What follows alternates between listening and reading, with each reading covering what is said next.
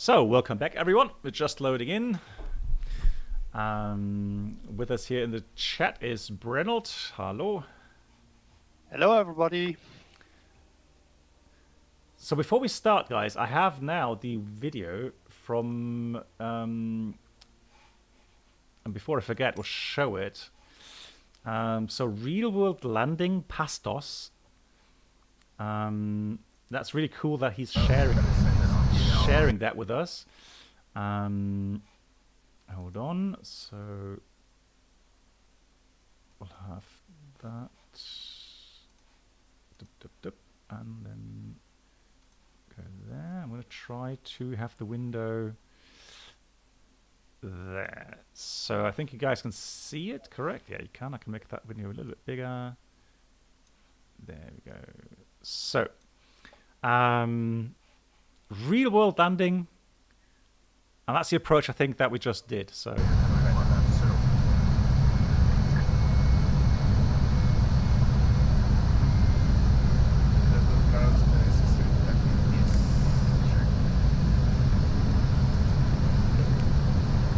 that is the icing pin indicator.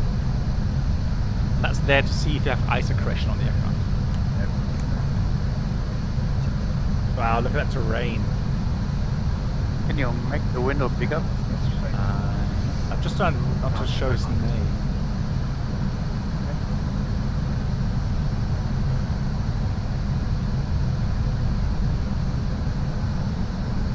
There we go. Wow, look at how close you get to the terrain. That's crazy. 1,000.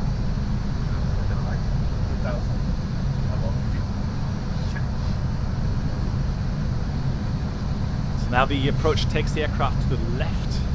A minute. See that little valley there? Yeah, again, Le Capia, thank you much for sharing that. That's really cool.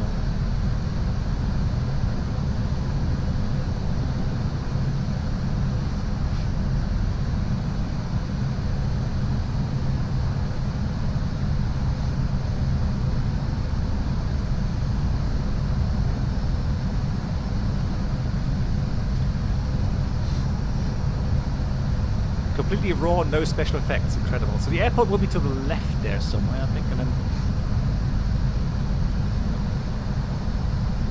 No special effects needed, I would say. Yeah, exactly, no special effects needed. Make it publicly kept and you have thousands of clicks.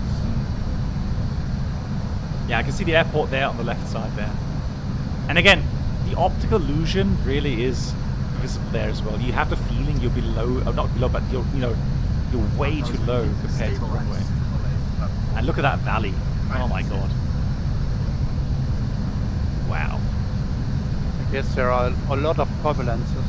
Yeah, that's it, Brennell, exactly. So depending on where the wind is coming from, updrafts, downdrafts. Wow. Yeah, you now can make up the runway there. Oh, that is so cool.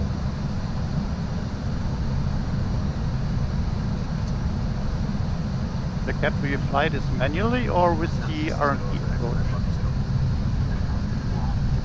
Minor approach mode. I think the autopilot's still in, isn't it? Oh, look at that valley, that's incredible. 100 above. Wow.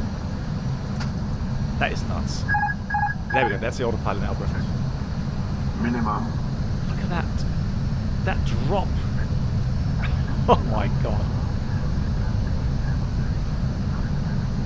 500.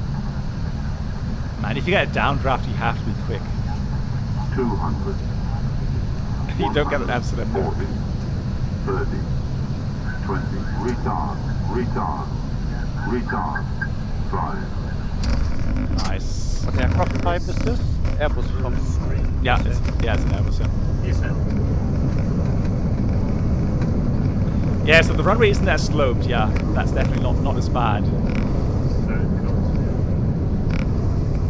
Brilliant. GG.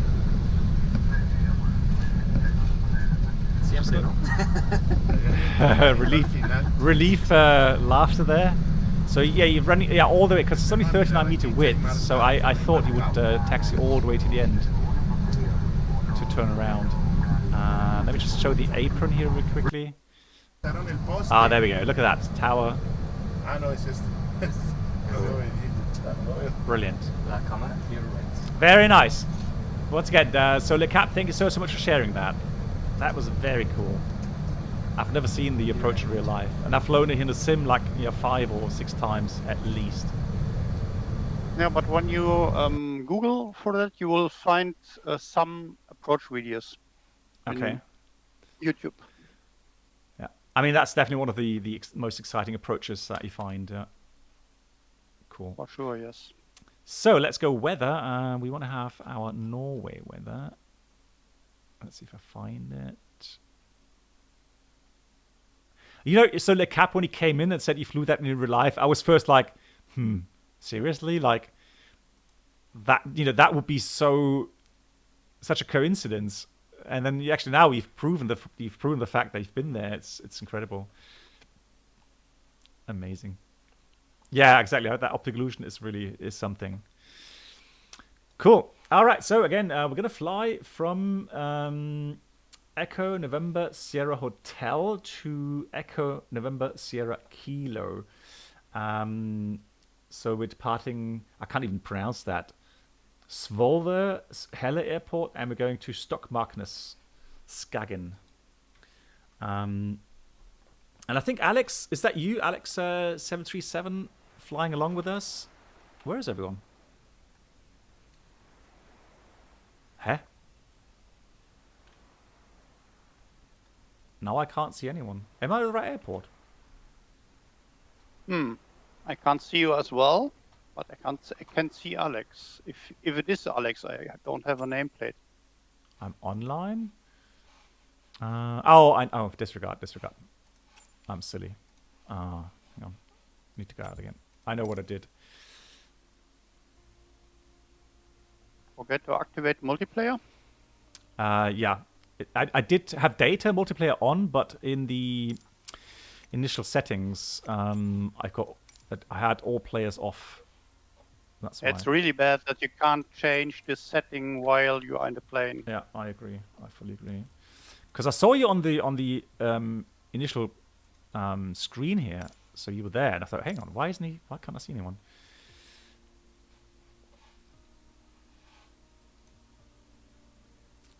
You need balls of steel to do the approach in real life. I would agree, yes. I would agree.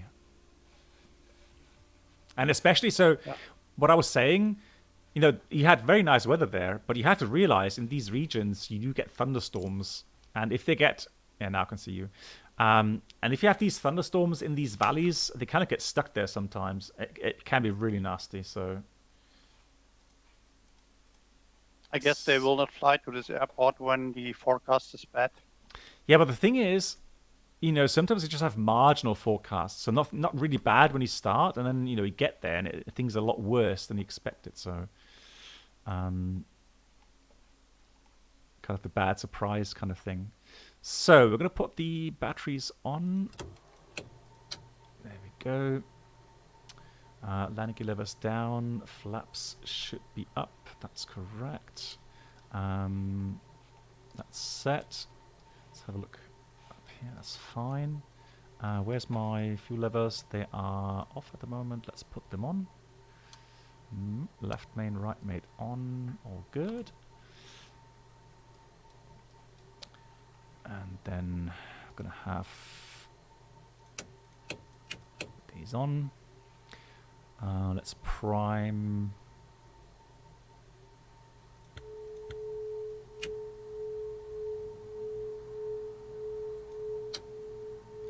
So, clear prop.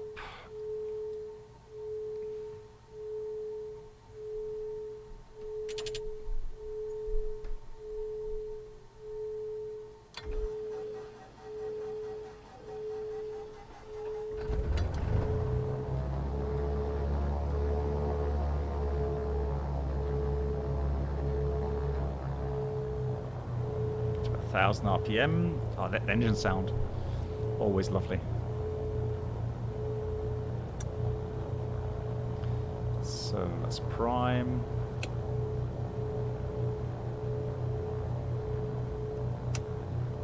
Clear prop.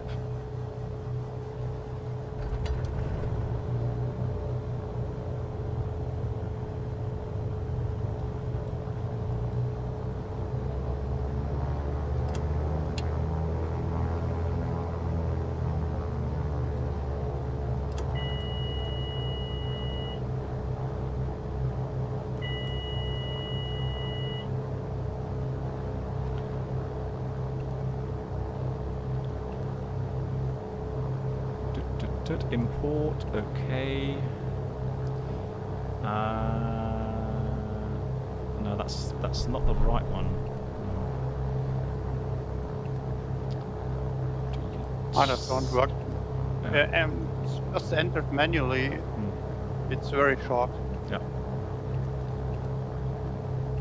So we know that we are fairly up. Well, not.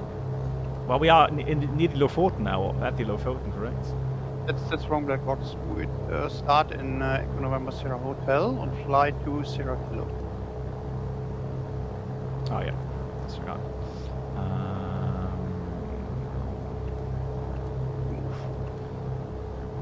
Echo November Sierra Kilo.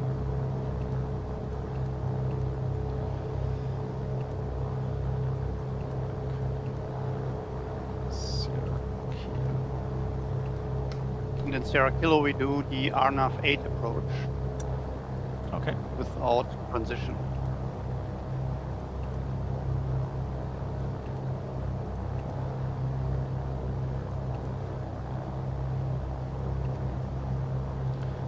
Good. So that's all set. Fly direct to Danu. Okay. And the cruising altitude will be 4,000.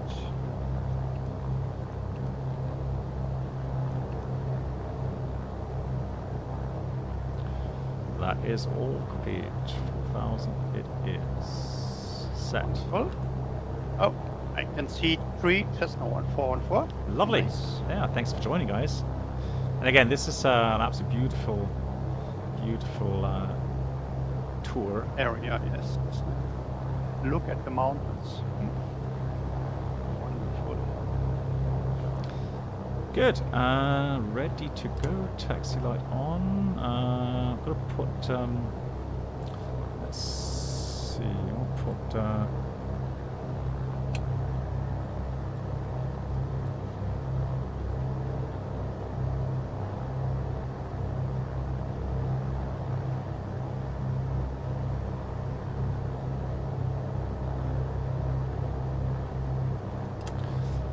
Heat on. So for takeoff, we don't need any flaps. That's correct.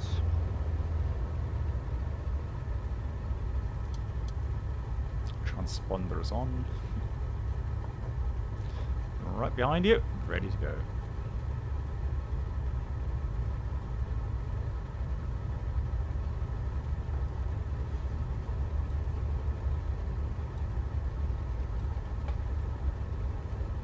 Alex is moving. Fantastic.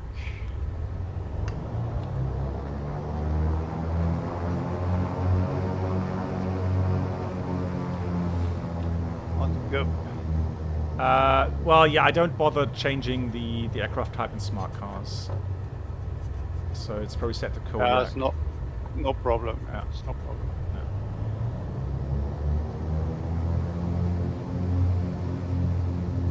So, engine instruments, pressures, temperatures looking good. If one of the things they then really... Oh, you are taking off? Yeah. I thought we're backtracking, lol. Oh, you're like, okay, backtracking. Maybe would be better, so we have to do 180 here. Yeah. Oh, there you go.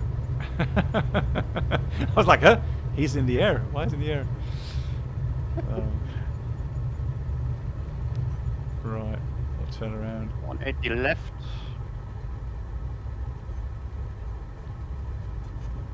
So you have the opportunity to watch the mountains again. Yeah. Lofoten are beautiful. Take off. Oh, the sounds. Ay, ay, ay, ay, caramba.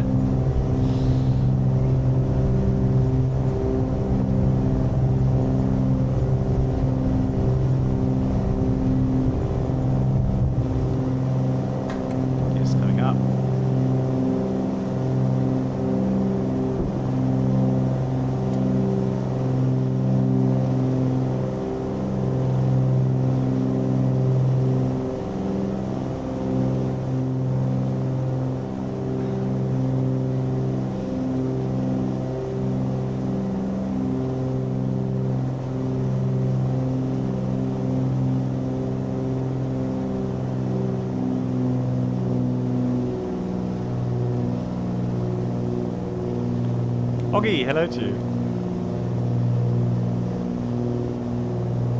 If there's anything I'm missing here is the option to put a headphone on. You can have it, but I think it does not work perfectly. There is a new setting in the control options of the MSFS. Okay. Switch on and off headphones. Ah, okay. I tried it this afternoon, but it didn't work for me. Okay. It did nothing. Hmm.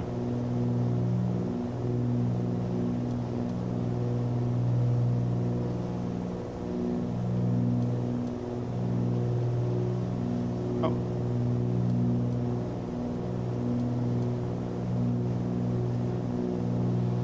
Good. Autopilot is on. Try to set the track here. And I'll put in direct Udano again. Oops. Activate. And I'm going to put the autopilot to enough. So GPS. Perfect. What point should you reduce prop RPM? Well, if you're above safe altitude regarding terrain. I think the prop RPM is kind of depending on your flying speed. When you're doing a bit faster, then you can reduce prop RPM. It's like the gear shifting in the car. Yeah, the question was, Brendan, regarding, after takeoff. So when you put 2,500 RPM. Okay. So, and then in cruise, obviously, normally you have some performance tables. So depending on your altitude, it will give you RPM values and the manifold pressure values as well. So level Yeah, I of... think first of all, you should reduce the manifold in the green area. Yeah. And then you go, I don't know. I always like to go in between 22 to 2300 RPM. Just makes the engine sound a bit more relaxed. And now we can go prop sync on. If I find the switch for that. There.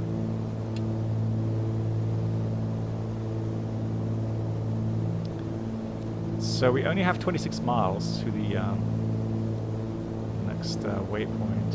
But again, what a beautiful, beautiful area. Man, just so gorgeous.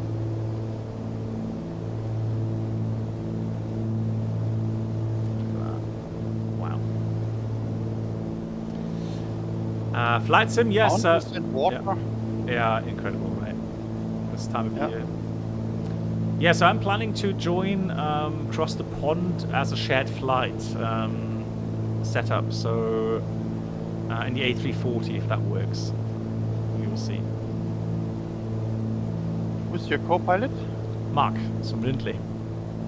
Oh. Well, actually, okay. he's the Nice. captain. He's the captain. I'm the co-pilot. Ah. Oh, okay. Yeah, he got the slot. I didn't, so I think that's only fair.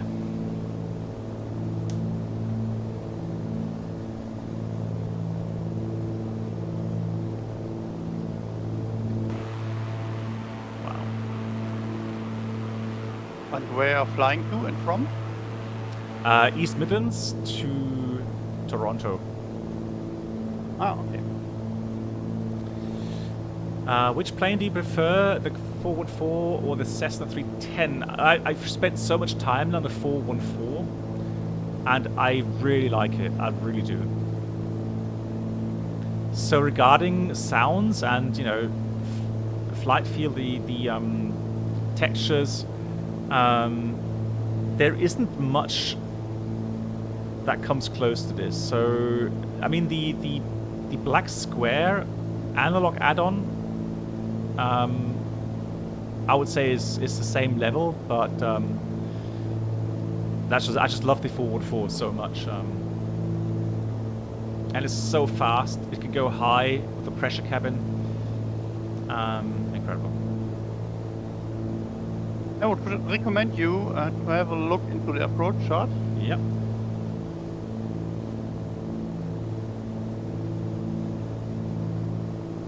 But it's an easy one. Okay.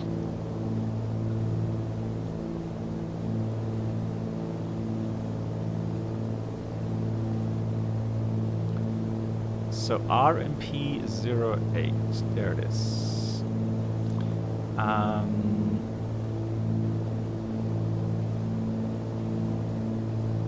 Alright, I would say we should...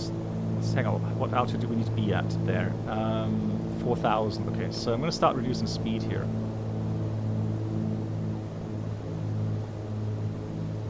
Because there's a tight turn onto final. Yeah, and the 414 is very difficult to decelerate. Oh, you know, so yeah, I mean, it's the default forward 4, apart from the GTN, of course. So this is the PMS GTN 750. And there's a freeware version and there's a payware version. So you need to inform yourself which one you want to choose.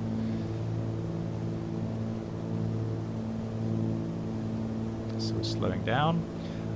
So 4,000, then on course Sierra Kilo 532, we'll go 3,500. Okay, so I'm going to pre-dial 3,500. Oh, Black Box, you overtaking me a lot. What? I Where? thought you are decelerating. Yeah. Where are you? Are you? I'm behind you. Okay. Ooh, it's returning to final. So let's go indicate speed down. Actually, let's go vertical speed here. Down 5 feet per minute.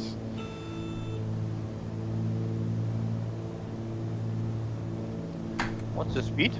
150. Okay, I'm 140. They don't seem to are enough unit? What do you mean? We can do out of approaches here. We will do it right now. Yeah.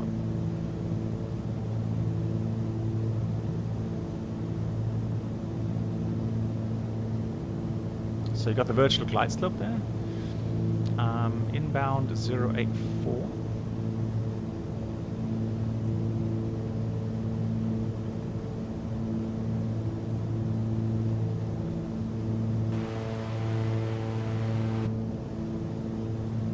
Let's put on some lights.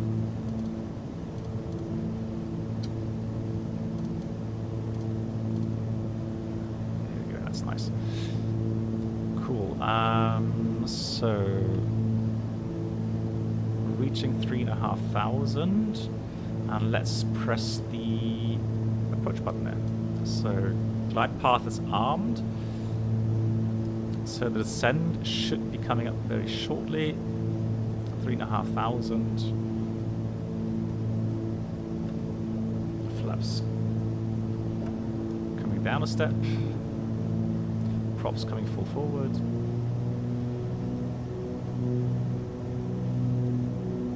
Here's the glide slope, so it captured... Yeah, it should capture the glide... There we go, now glide path is captured. Going one more set of flaps. Oh, Sim Caesar, hello to you! Hey, how are you doing? Nice to see you.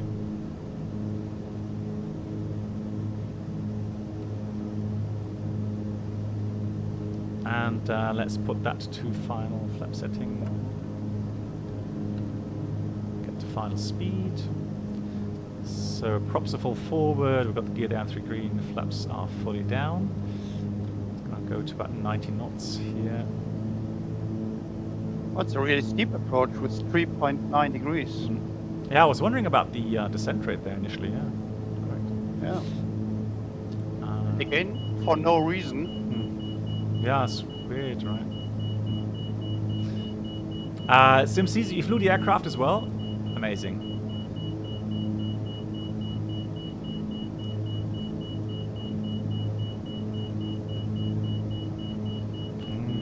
Why is it beeping at me? Oh, prop. Prop, no. Oh, altitude alert. Ah, okay. No. Gear down? Yeah, gear is down. What's this sound? No, gear is down. 3 greens. Fire alarm. Okay. 2,500. Oh, now it's out. I don't know what I did, but it's out now. Was that the marker? Maybe it was some outer marker or something? I don't know. It's weird.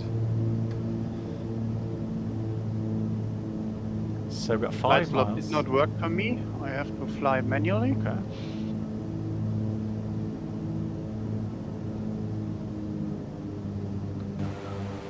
I can't see you anymore. Where are you? 5 miles.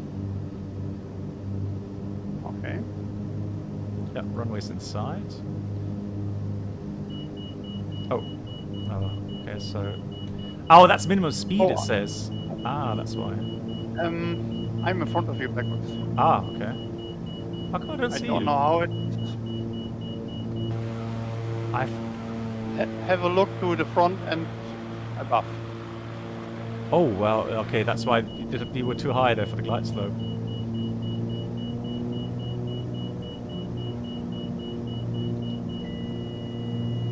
Yeah, that was the autopilot minimum speed alarm, that's why. So, manual flight. Just gonna follow the glide slope manually here.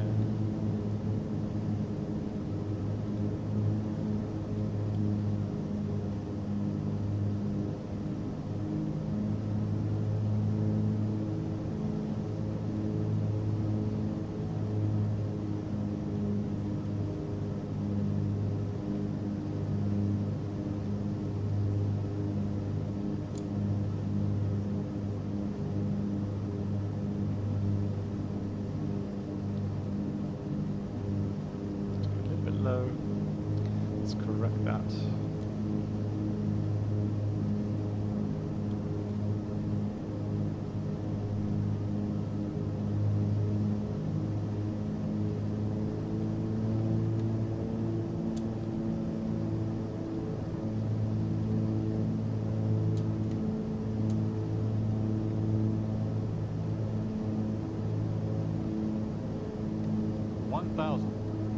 Let's check it.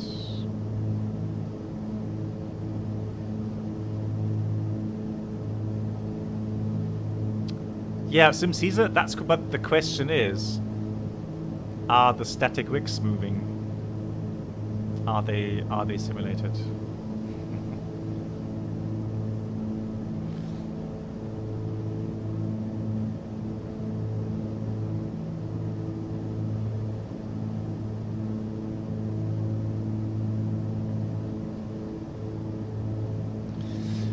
Flying as approach is better for the flight director. Welcome aboard the Captain the Black Box localizer Duo kind of Channel markers, experience. Could new subscribers please For make their way anticipation. to the first class cabin Normally- where complimentary drinks, snacks and premium flight infotainment will be served. Hey, Al, thank you. you much for joining our community. That's a new sub. Thanks so much. Normally, I would say that you should follow the flight directors. I mean, in the real aircraft, they are very accurate. In the sims, sometimes not so much. But yeah, you should not go and ignore the flight directors. If they don't show correct data, you should switch them off and then go raw data. But as long as they show sensible data, you use the flight directors and follow them. 200. But I agree, as it gets close to the ground, the issue sometimes is that the glide path and the localizer, the glide path on the ILS and 100. the parpies don't match. 50, 40, 30, 20, 10. Is that the real life as well? No. Normally they match very nicely. I mean, that's the point of to put the glide slope antenna at the touchdown zone, and i.e. where the parpies are. Maybe there's a slight deviation, 50 meters maybe, or probably not that much even. But that's something one of those little things in Microsoft Flight Sim I do not understand. I don't get it. Why they don't care about this? I find it quite upsetting to have literally every scenery a wrong glide slope indication while you are on the parpies. And the parpies, they are usually correct. That was a nice approach. Love it.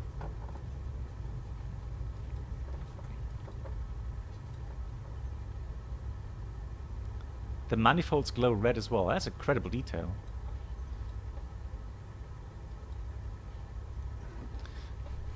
So, next leg. So, finished that flight. File the pirate. tour center. That is filed, fantastic. Then we can go and go to the next one. We're going to Echo November Echo Victor. Has everybody landed, or is still someone in the air? Still in the air at 1,000 feet. Okay, so we'll just wait for them while we program.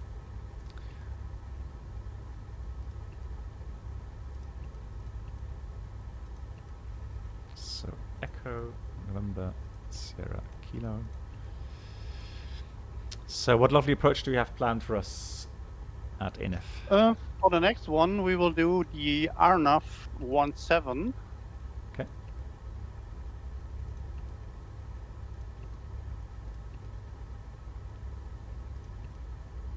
And we will do direct set.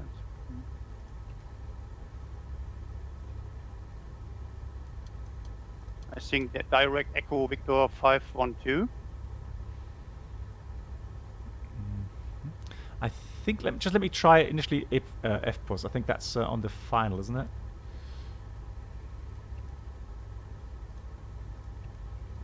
Let me just check the chart for that.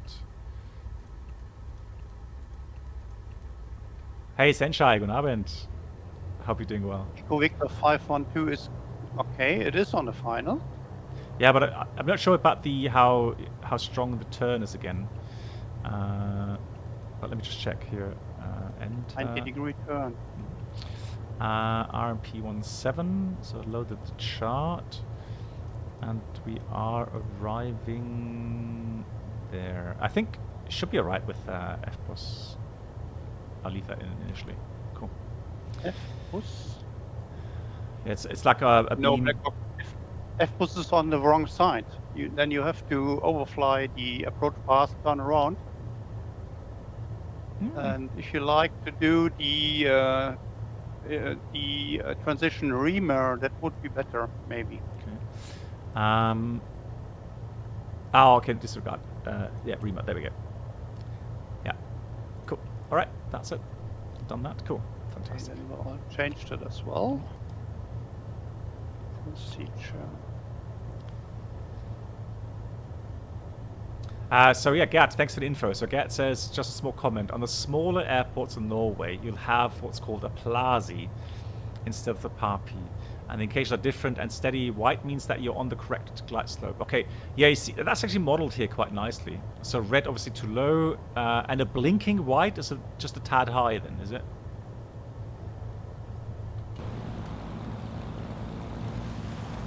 Oh, there we go.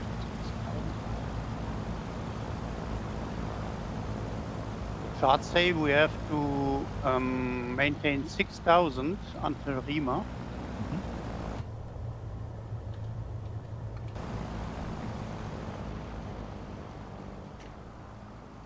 So let's see who's missing. We had 4 initially, right? We were 4? Where's the 4th one?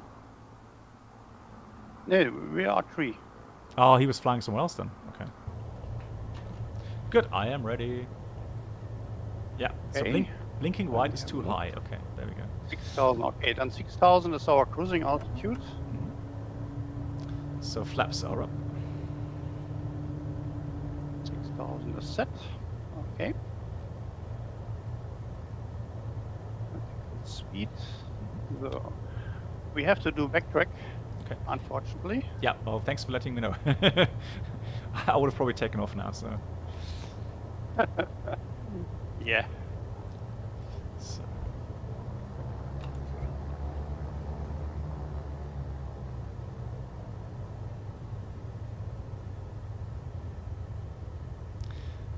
Sencha, I was going to ask you, I don't know if you want to answer it here, but is everything okay with the PC?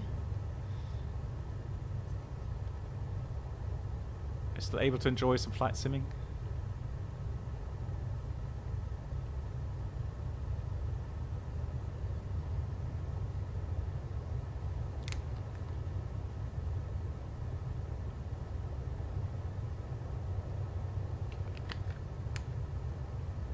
We're doing a formation taxi here. Yeah. Are you in a hurry, Black Box? Nope. Just Because following. you're so close behind me. Just well, I've got like, pretty much 1,000 RPM, so that pretty much matches your speed as well. Yeah.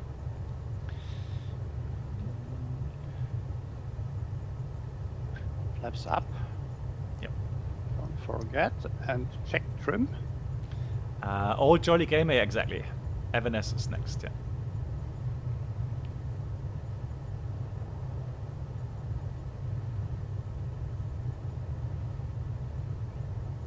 Oh, nice turn pad here. Mhm.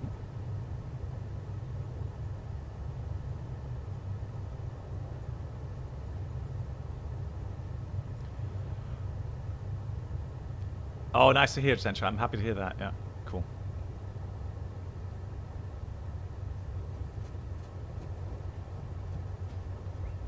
So, and take off. Roger. Right, props forward, mixture full rich. Let's go.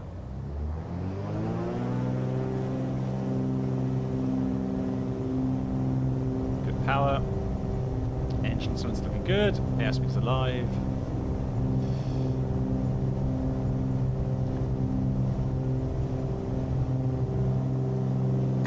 Gear up.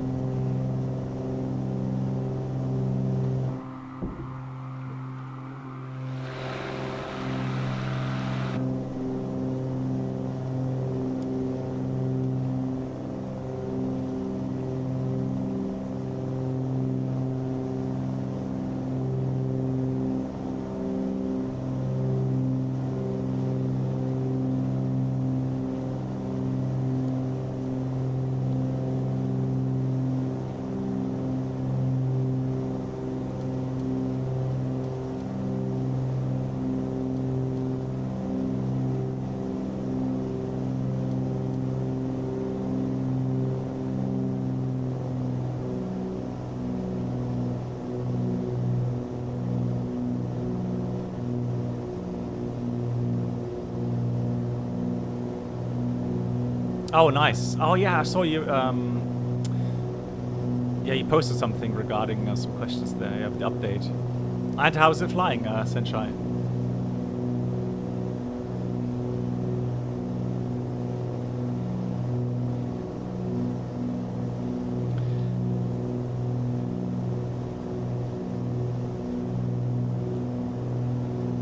Yeah, so Gerd, let me just check. We are going to Enan as well, I think. Alright, hang on.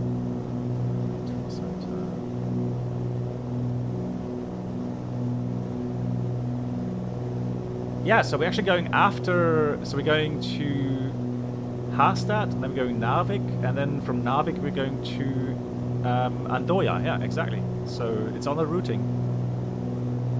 And you spent 8 years there flying the P3 Orions out of that aircraft. Amazing. I mean, I envy you, Gerd. I envy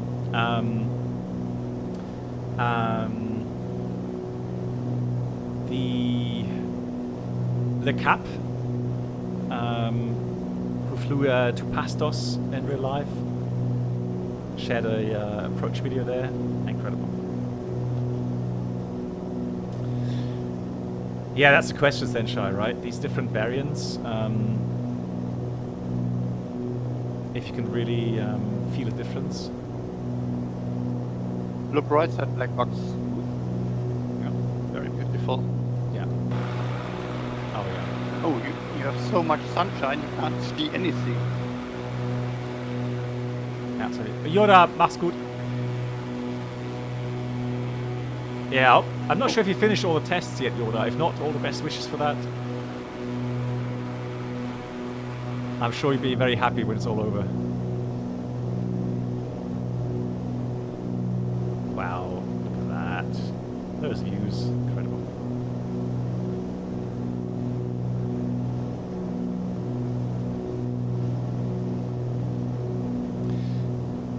Imagine to have such an aircraft and exploring all that regions here.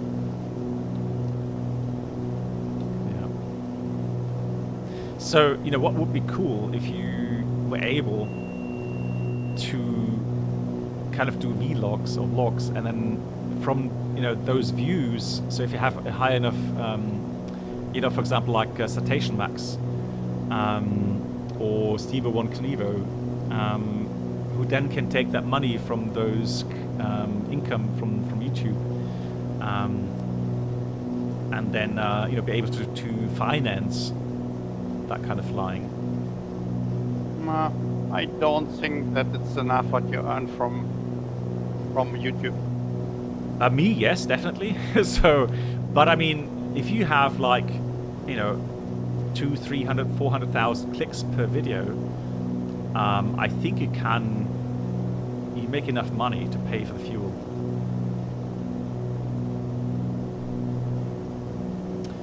I would not be surprised him, Caesar. Max is an absolutely incredible person. Amazing human being. And you can see that already from the way he interacts with other people, his politeness, absolutely incredible personality. What do you think does Cessna 414 cost per hour on flight? Well, I mean, if you have to, calculate everything, fuel, maintenance costs, hard to say really. What's the fuel flow on this thing? It's a lot. Do you know? Fuel flow is No, I mean the cost. 21 gallons per hour. Ouch. Okay, that's already expensive.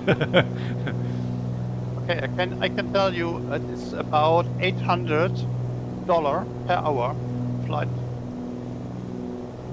Okay. Well, I mean, again, if you have a certain amount of income from the videos that you produce, Zishka says about 1,000 euros. It's a lot.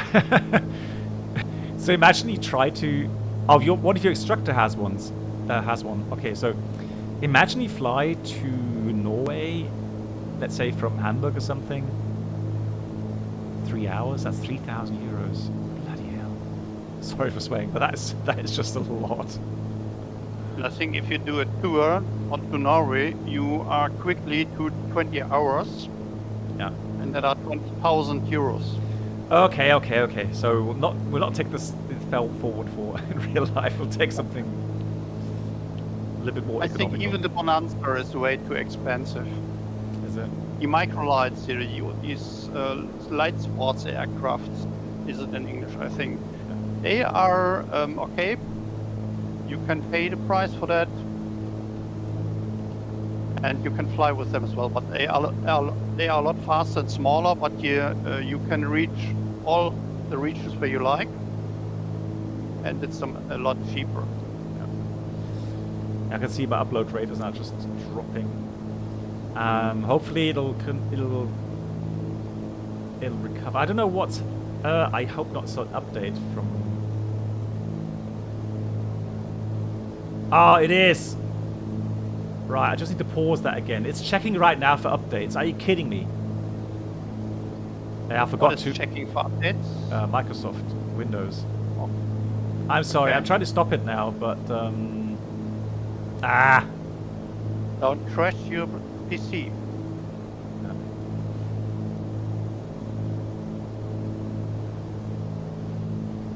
I hate it when that happens.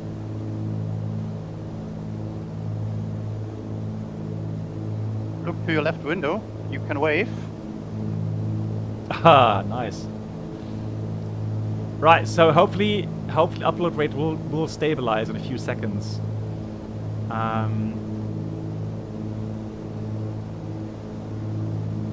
That's a nice flyby, Ronald. Yes. Fit very good.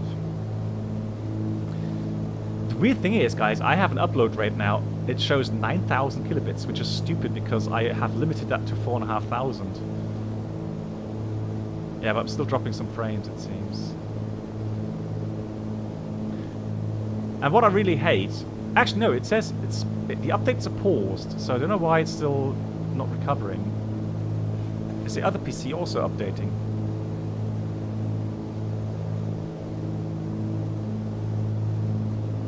it's paused. So shortly we reach the initial approach fix. So it looks like, okay, so it's now in the green again, guys. So hopefully everything will be normal now. I apologize. I completely forgot to switch off updating for Windows. That's me.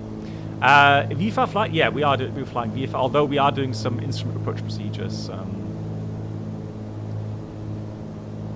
Just to make sure that we... Okay, I will pull a little bit of speed out. Yeah, me too. 2000 manifold.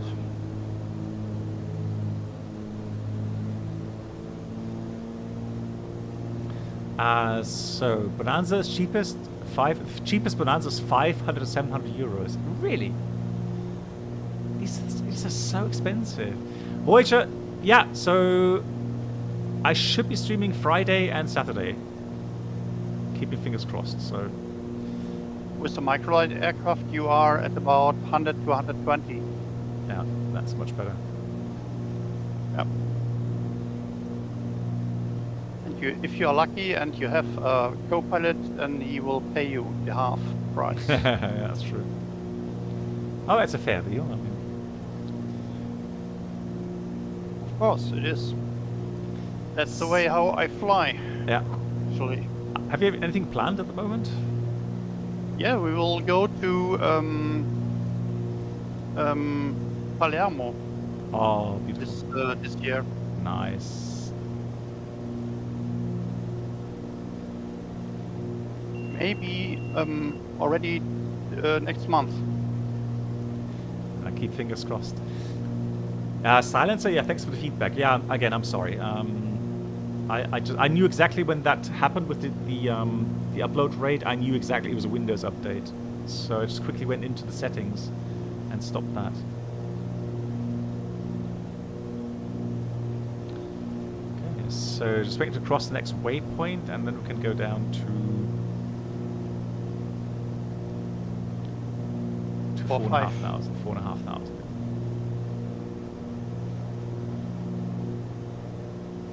Concorde. Su-57? What kind of plane is that? Is that a fighter? It's coming fast, approaching fast there.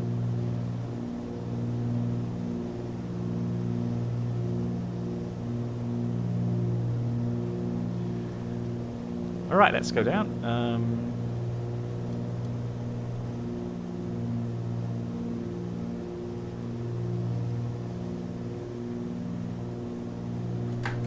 Load the landing gear, help with that bit. Cloink.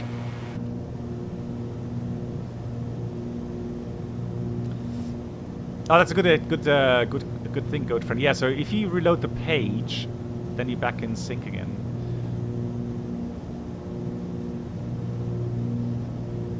Yeah, that's a good tip. Good, so from there, we'll turn final and descend 4,000, and then that's the final approach down to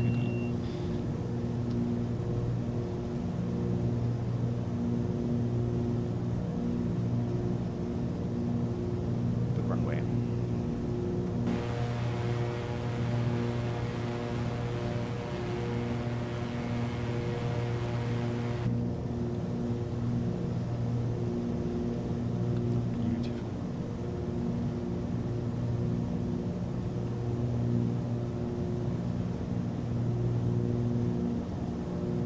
Crazy Mind, hello to you. How are you?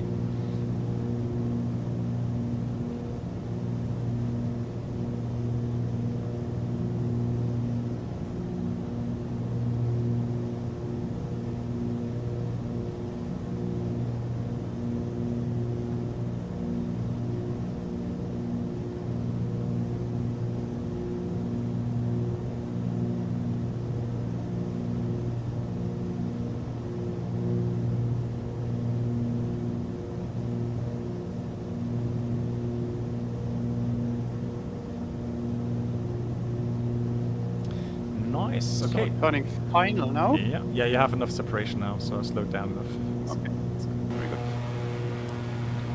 No, so So the thing is, I put the gear down to slow down a bit more and descend, get some separation to the others in the group flight. So the next course is 170. And descending to 4,000. Correct.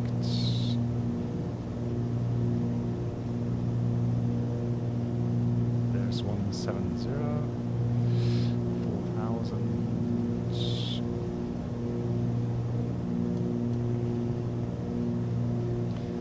Put some flaps out, help with the drag. 4,000 is the final altitude. Then we can activate the approach mode. Hopefully it works this time. Yeah, so I have the glide stop indication there. Yeah, I had it as well, but the arrows did not came down and the aircraft did not descend. Strange.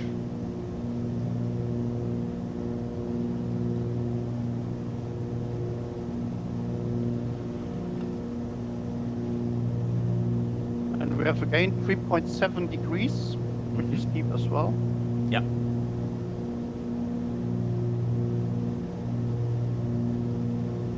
So approach mode is on.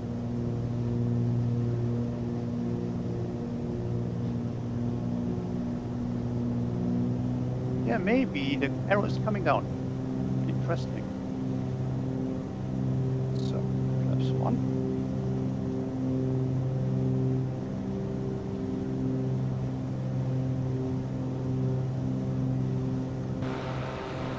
How's the rule, Black Box, in the Airbus when you lower the gear?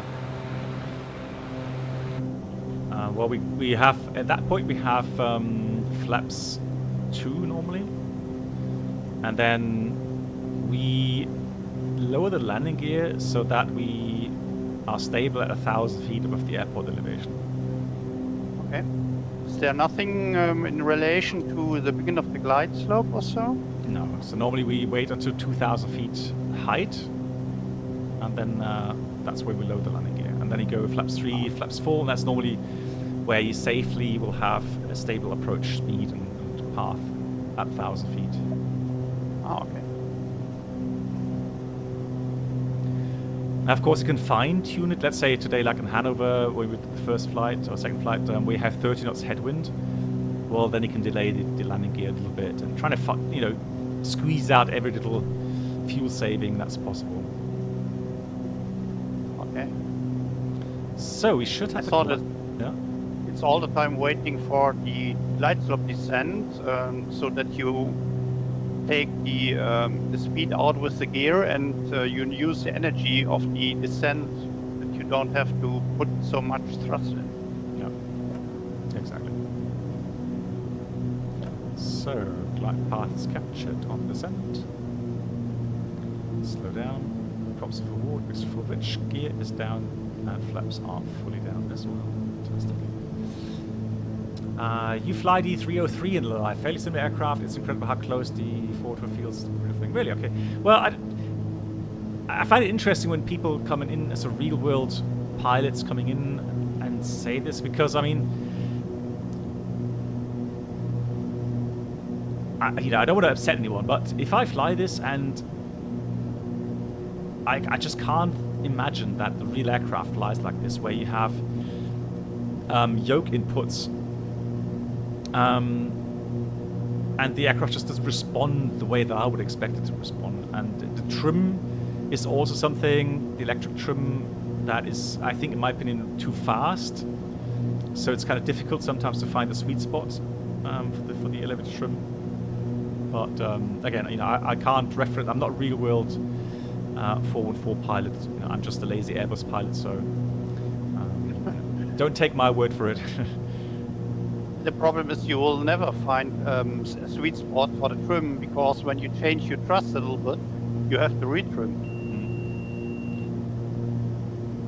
Right, prop sync off. Yaw damper off. Oh, okay, autopilot.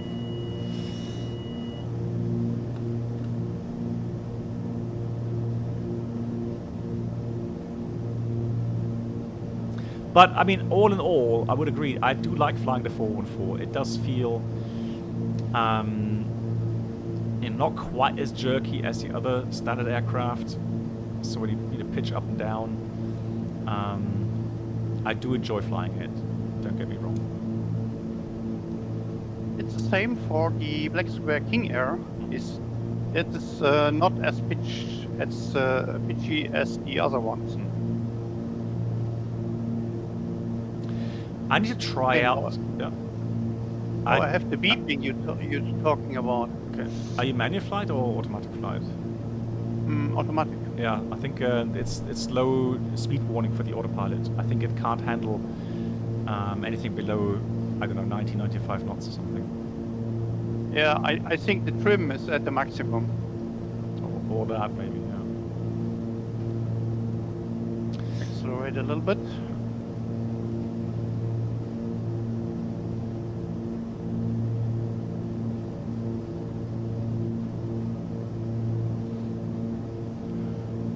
Yeah, after accelerating, the beeping disappeared. Okay. Yeah, it could be a trim warning, that's correct. So now I've trimmed the aircraft very nicely. I can, change path just with very small yoke inputs, which is quite nice.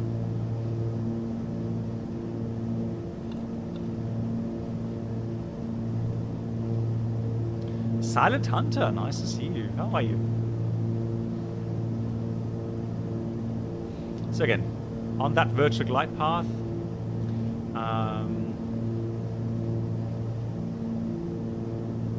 on centerline.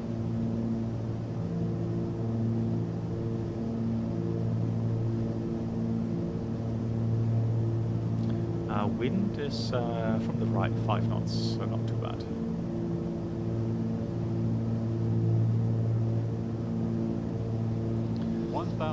Yes, check. So Brent, one more at least? Yes, of course. Okay. It's a beautiful aircraft, beautiful add-on. In my opinion, if you do enjoy these aircraft, that's definitely worth getting.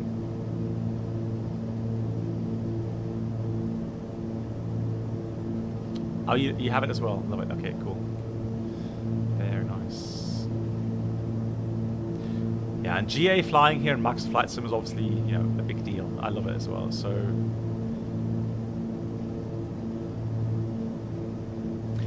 the weird thing is, I don't know how you feel about this, Brendel. I feel, when I fly GA here, and it kind of relaxes me. It is, yes. You have time to watch the scenery. Yeah. The planes are flying nicely, not so much preparation. Exactly. Jump in and 3 minutes later you can take off. Yeah. Yeah, very nice. 500.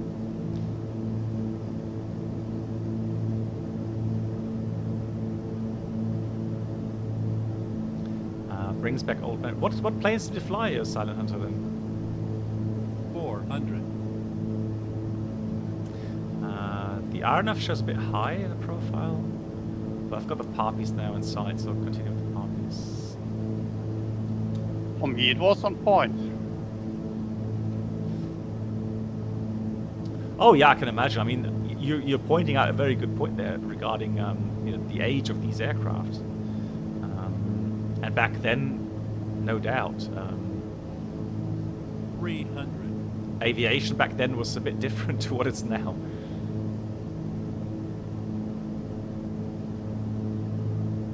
200. Alex already landed. Yeah. Well done. He's right behind you. I'm just about to touch down. 100. 50. 40. 30. 20. 10.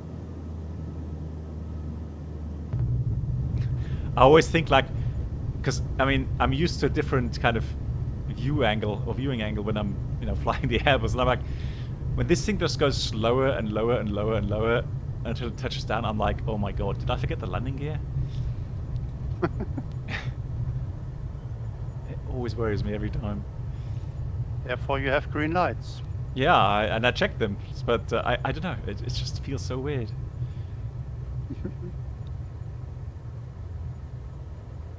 I've not flown, yeah, buddy. I've not flown the DC-6 for quite some time. I think there were some updates as well with DC-6. I think I need to try that at some point again.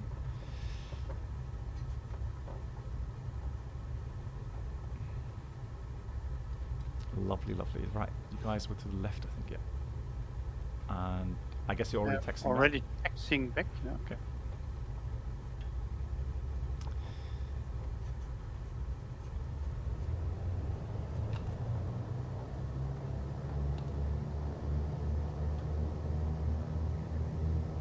I've raised the flaps before I forget.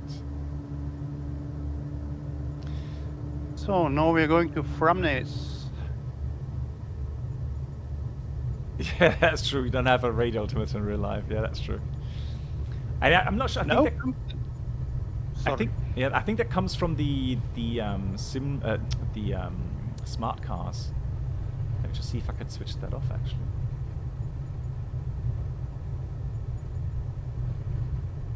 Sounds. Ah, I know. I've switched off all the sounds, so I don't know where that's coming from.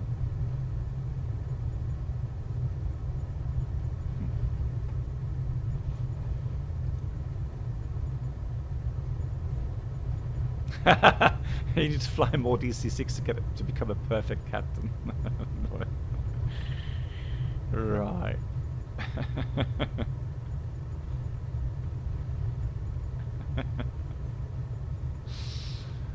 Yeah.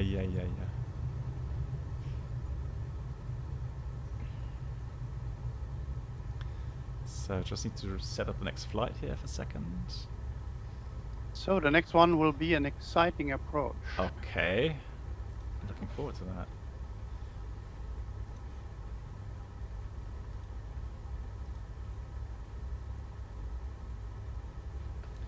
Hang on, I did start smart cars.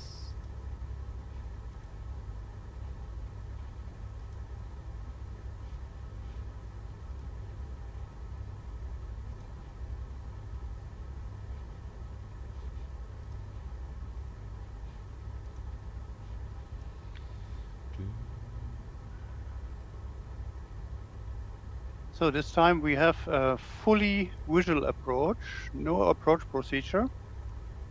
Mm-hmm.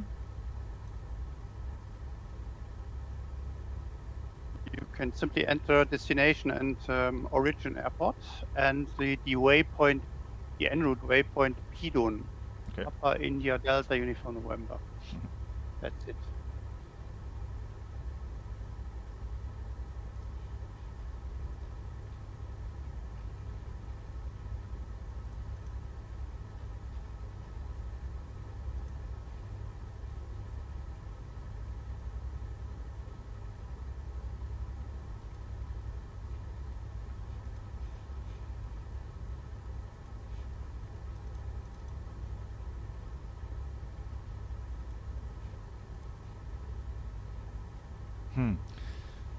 So the weird thing is, I did start smart cars for the leg, and then I went into settings. Now I can't file the pirate.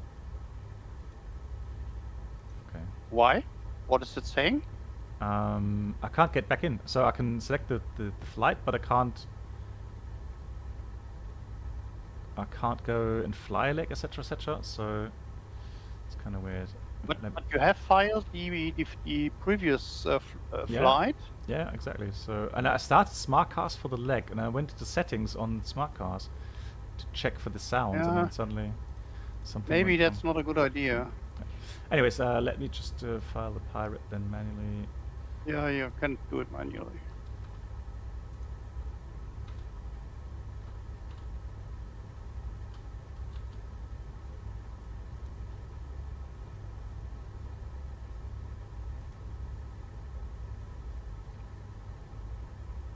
Check fuel.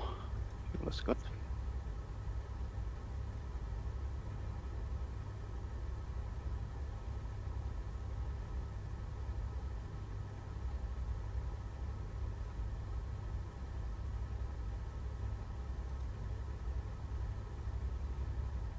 What have you changed in the settings? Yeah, let me just check. And I want to see if we can, if the radio callouts is something I can change. Oh, okay. And you know what? It says flight code and number you entered are not valid for. It's not a valid route. What does that mean? You need to activate the route via the tour center and then press on refresh, and then you have the route. Don't try to enter it manually. The tour center will not accept it. You will pirate now manually, right? Yeah, exactly. Then go into the into your pilot center.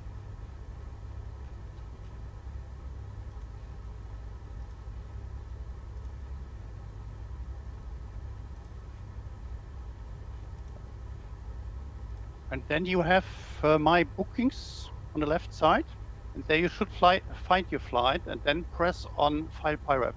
Yeah. And That's everything is filled out. Yeah, that's what I did, and okay, now it's okay. I don't know what I did wrong the first time, but there we go. Cool. So now we'll bid for the next flight. Hey, Sapphire Wave. Good night to you. Thank you for watching. Take care. Right, so next one, go flying. Smart cars. Refresh.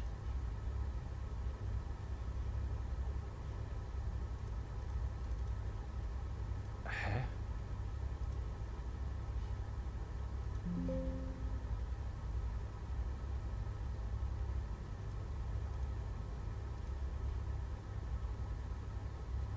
Yeah, something's wrong. What's wrong?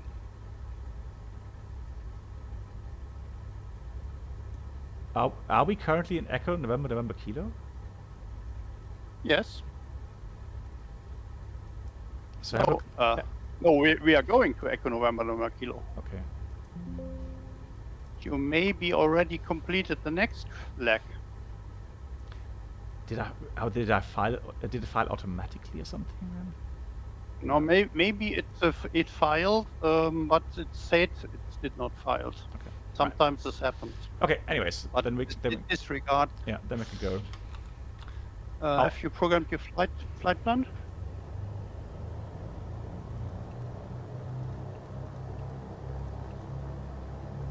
That's up.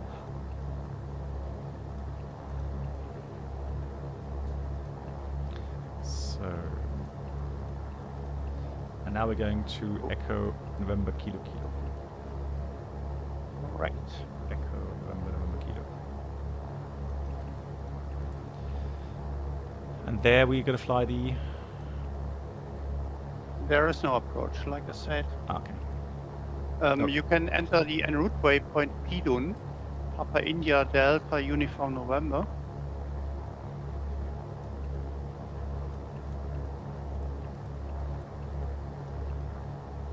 Yep, set. Okay, and the cruising altitude would be 1,500 this time. Okay, so fairly low. All right. All set. Ready. Anytime. We can count the fishes. Mhm. Flaps up, don't forget. Yeah, set. Props of forward, mix full rich. Off we go.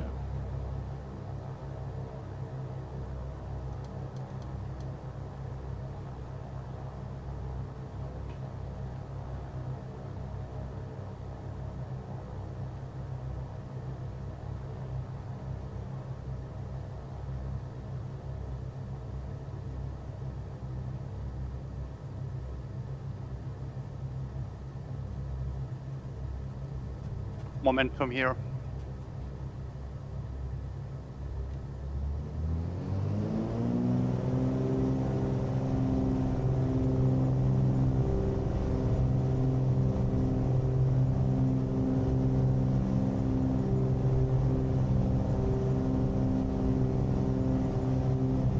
Okay, I forgot another waypoint.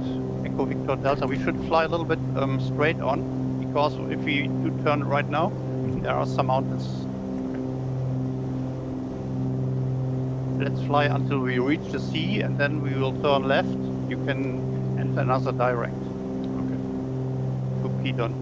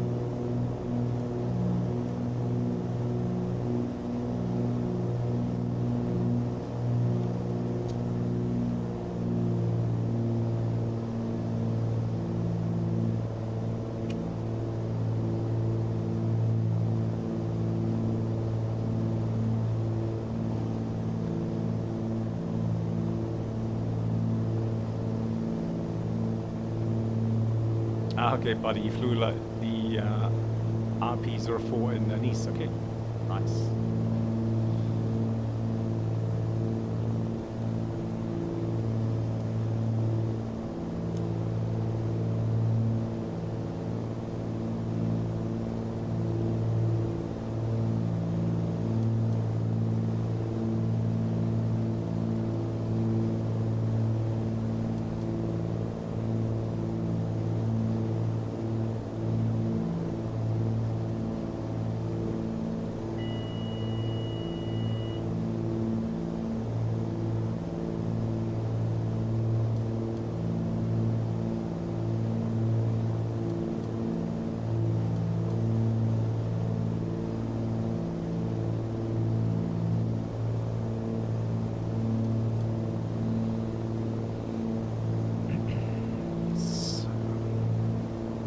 So Black Box, the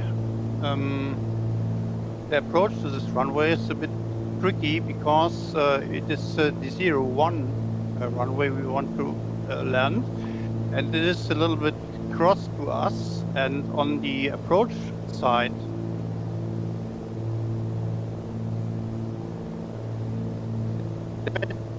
and then turn final in the last second and try to land on the 01.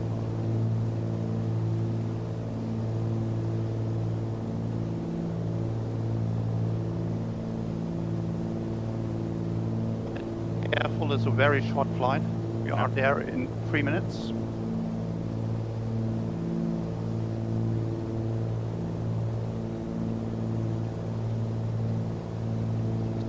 So already decelerating now.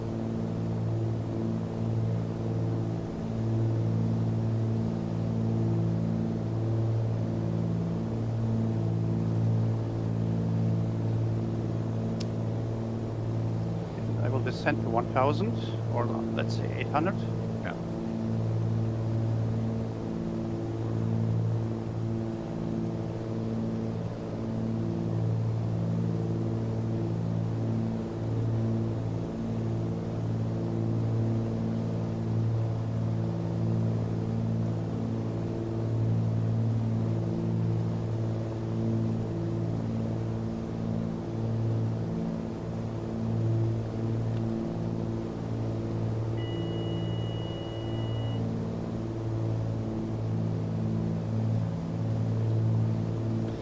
So I'm just going to follow Reynolds here.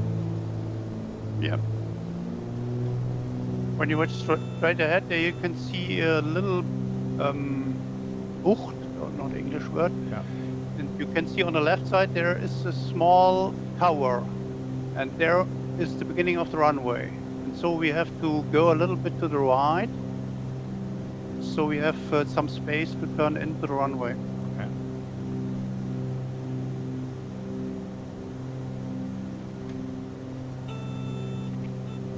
So on. So manual flight.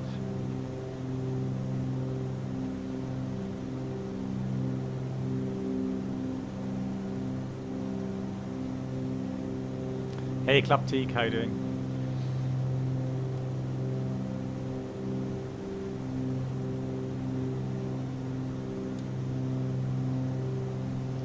So, prop sync is off. Props are full forward, extra full rich.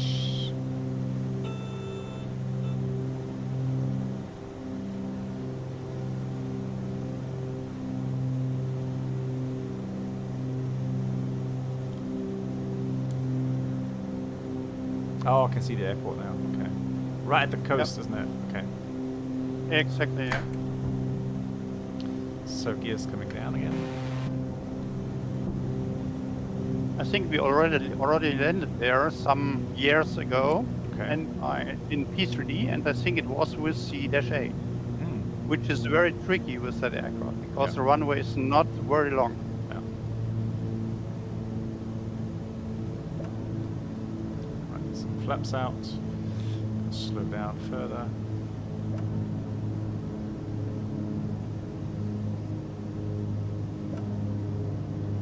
Forget gear down. Yeah, gears down, flaps are full. Prop for forward.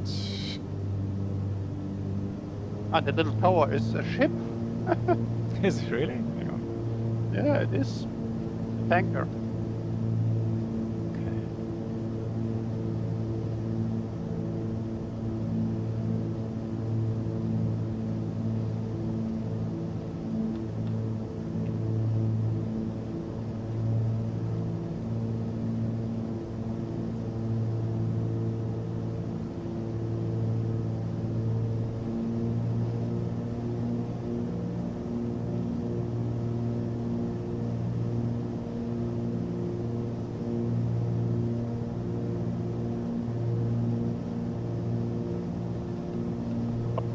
Run was very short.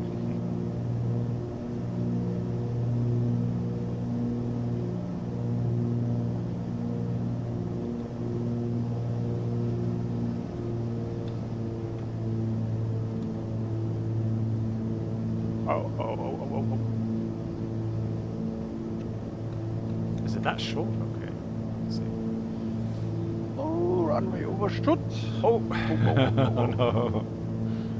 Crashed into the landing lights. Oh no. But at least it didn't go down the other side. Yeah, I had luck. Let's see if you can do it better.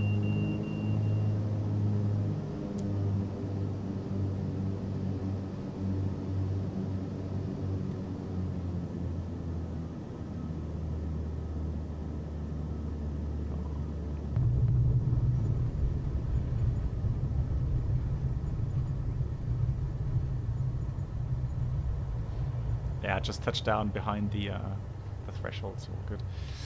Alrighty. That's a... Do we take off in the same direction, or do we... We do backtrack again. Okay. Hopefully we can take off here, because the runway is really short. Is it... Hang on, for me it seems okay. You have the add-on as well, correct? Yes. Runway is 2,900 feet, and I think you need 2,700 for this aircraft.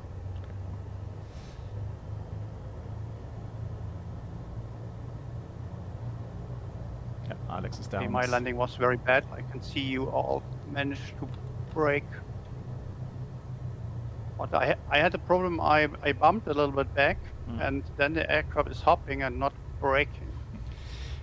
What I did see is that it's sloped, so if you miss the initial touchdown point, then you fly down, slope downwards, and you have a hard time touching down.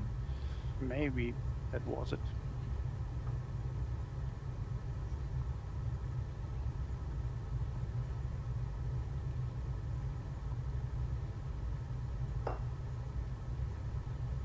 Good. So, yeah, that's definitely an interesting approach. Very nice.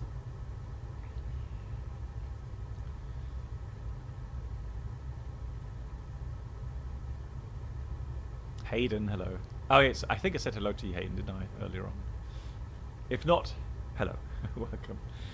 Right, so turning around, and we start smart cars again.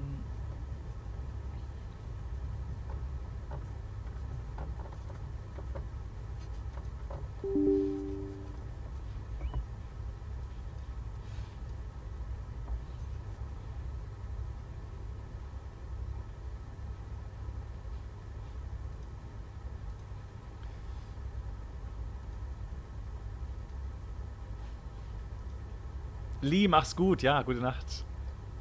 Okay, so one more flight. And I am ready anytime. Already programmed your GPS? No. It's just I was saying ready to go. I thought, oops.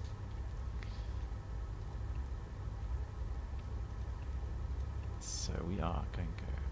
Oh, we can't set a departure point, right? So for me, it does not have Echo November Kilo in the system here. What? For me it has. And you have programmed it as we flew to here. No, I tried. It wouldn't take it. So that's really strange. Hmm. It doesn't matter. I'm going to put something else than Echo November.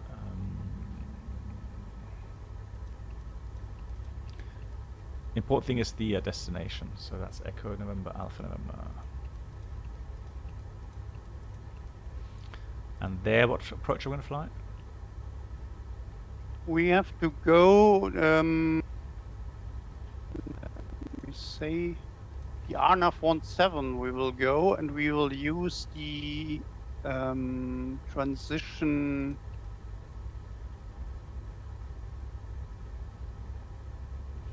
I think, let me have a look.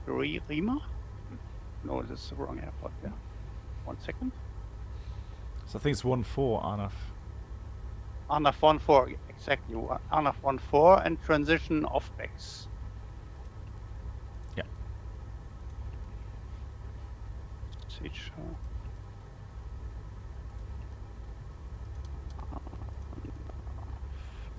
1-4 and off-backs. And we will go direct off-backs then. Yeah. Checked. Is set. So our cruising will be 4,000 this time. Mm-hmm.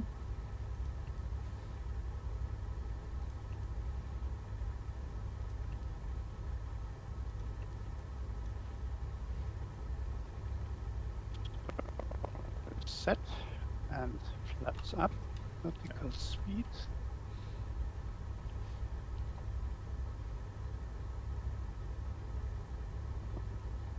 Okay, so Alex didn't have. I'm yeah, ready to go. yeah, me too. Alex didn't have Echo November Kilo either on the GPS. That's weird. Why some people Really? have it. I have.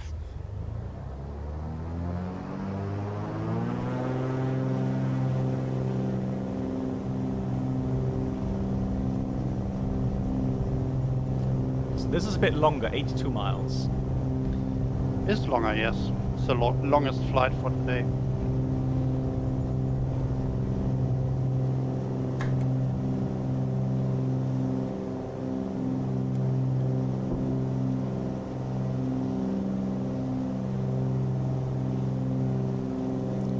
Welcome aboard the Captain Black Box Hey, Twitch maybe channel we're- subscriber experience. How are you?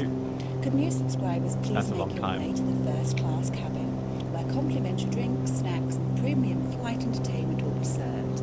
Thank you.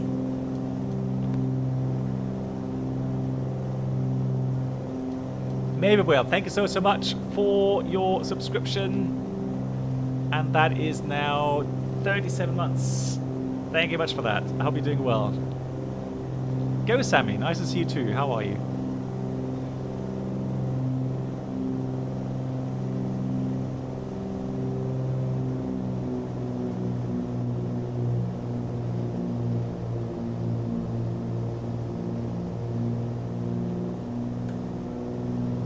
No, it's the PNS GTN 750. Go, Sammy.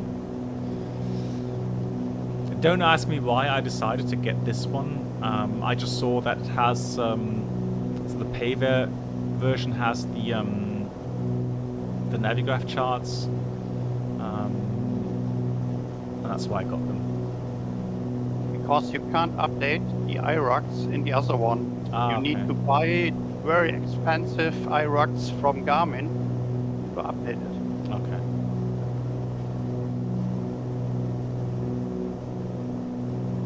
Yeah, I think maybe that's the reason then. Yeah, why I got that.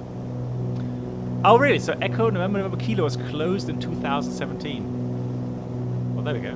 Some more Really? interest. It's some interesting infos. Yeah.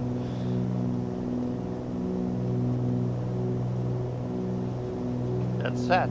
It was an interesting airport, Yeah, absolutely. but maybe too dangerous. Yeah, so Schwollen also says TDS has no recent AIRAC, no charts for Europe. Okay, well, there we go. Yeah, I can't remember what reason exactly I decided to get... Jeremiah, Dankeschön, gute Nacht, mach's gut. There we go, 4,000 feet.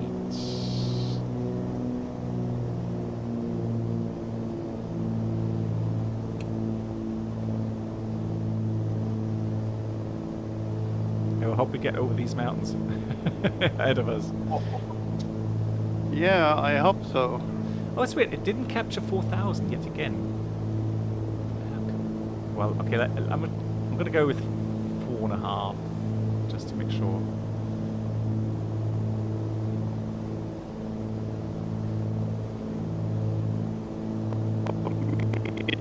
fits very good. I'm flying across, along the mountains, not over it. Yeah, so what the weird thing is,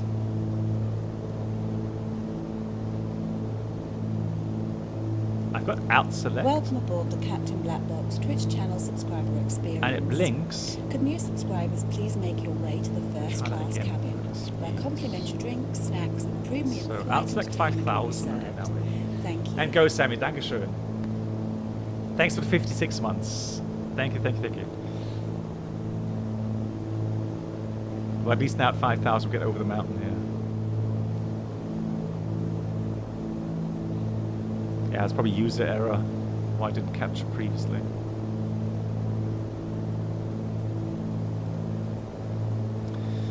So...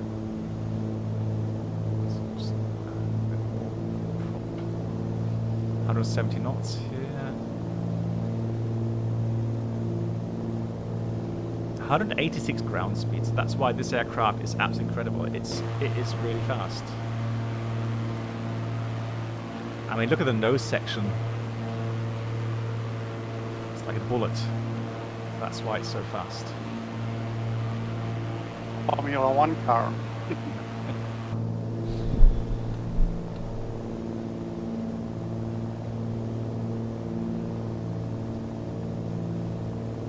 So now my new Monster Tech sim pit is here. All the parts have now arrived, apart from the seat. That's quite annoying. So, gotta wait for the seat now. It's supposed to be here latest end of April, but once that's here, then I'll get everything set up. And I'm looking forward to being able to fly then from that kind of similar to sim pit setup. Is this only for helicopters? No, it's interchangeable. So that's why I chose that solution. It has like modular setup, and so it has quick release screws, so that you can quickly, have other peripherals installed. Okay. And the good thing will be that the rudder pedals are then completely strapped down to the whole structure, so rudder pedals will not move anymore. Or maybe you could send me some photos when you have it complete. Yeah, I'm thinking about not live streaming setting it, but just recording a couple of sessions when I'm building it, and then when it's all finished, you can see. Another big thing will be a new monitor. So it's going to be a 55-inch monitor. Curved monitor. No, not curved. It's going to be straight, but it's going to be an LG. Oh, really? Yeah, so 4K. It's more a TV screen than a monitor, really, but we'll see how that goes.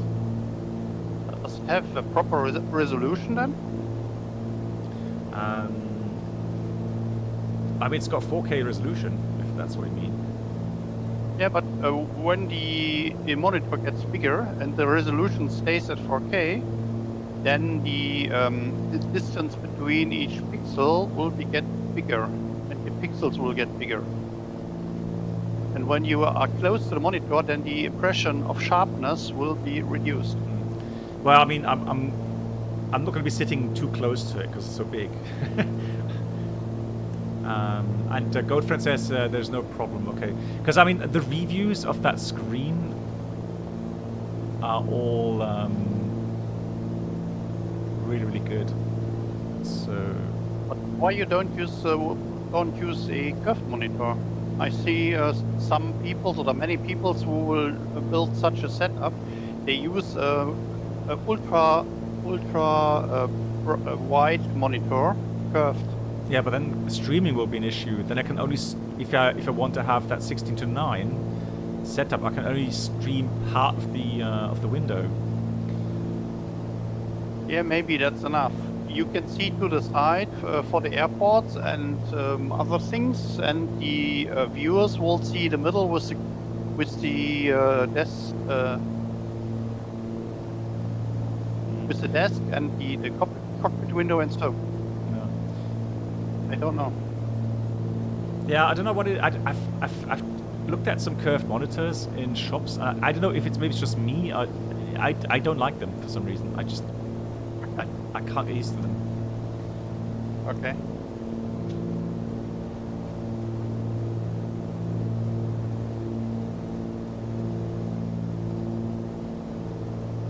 Always says he's got one of those LG OLEDs. Yeah, exactly. It's an OLED. It's OLED. I think I looked at 55C26 and 4K OLED Evo. Yeah.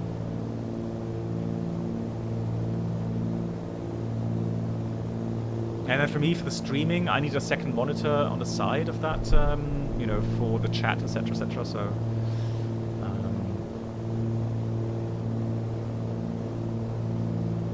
I mean, if I wanted to, I have You will need the second monitor either, right? Well, theoretically, I could put 3 monitors. So I have that mount, so I could put left and right monitors as well if I wanted to. Oh. But I'm not sure if I really want that because I don't see much benefit flying. Because I mean, this is like, sure, you know, you do look left and right sometimes, but I mean, usually you're looking at the front. So I don't know if it's worth having a monitor just for, you know, the right view and another monitor that runs all the time just for the left view. It's correct, but when you have an angled approach, then it is a big advantage. Yeah. Like for DCS, for example, I would say, yeah, okay, I accept that, but then I'm using VR most of the time when I'm flying DCS. So, and again, I need those monitors for the chat and yeah, streaming equipment, that sort of stuff. Okay. Yeah, so good friend says 48-inch LG OLED, and he's 70 centimeters away and can't see any pixels. Okay. You prefer 69, so you can see the instruments easier. Okay.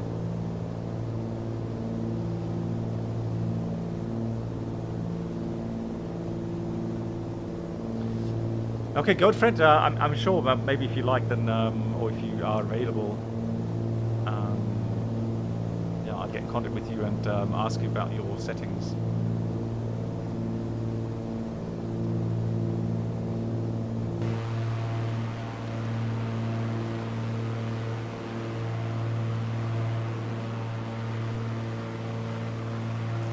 Welcome aboard the Hey, Captain Chris, how you doing? Twitch channel subscriber experience. Could new subscribers please make your way to the first class cabin, where complimentary drinks, snacks and premium flight entertainment will be served. Oh, that's really kind. Thank you. Time flies, and so do you. Congrats on the amazing journey of your Twitch Flight Sim channel. You've shown us how to reach new heights of fun without ever leaving our living rooms. Keep climbing the virtual skies and streaming strong. Oh, that's really kind, Chris. Thanks for the kind words. Very touching. Thank you so much, Chris, and for your friendship, for all the help that you have well, spent all these years in our moderator section and helping out with all kinds of stuff. So thank you so much, Chris, for that. I hope you're doing well. I hope your family's well. Thank you again.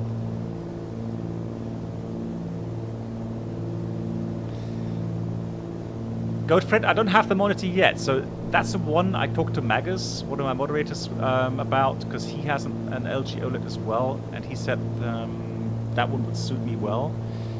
So price-wise, that would be a very good option.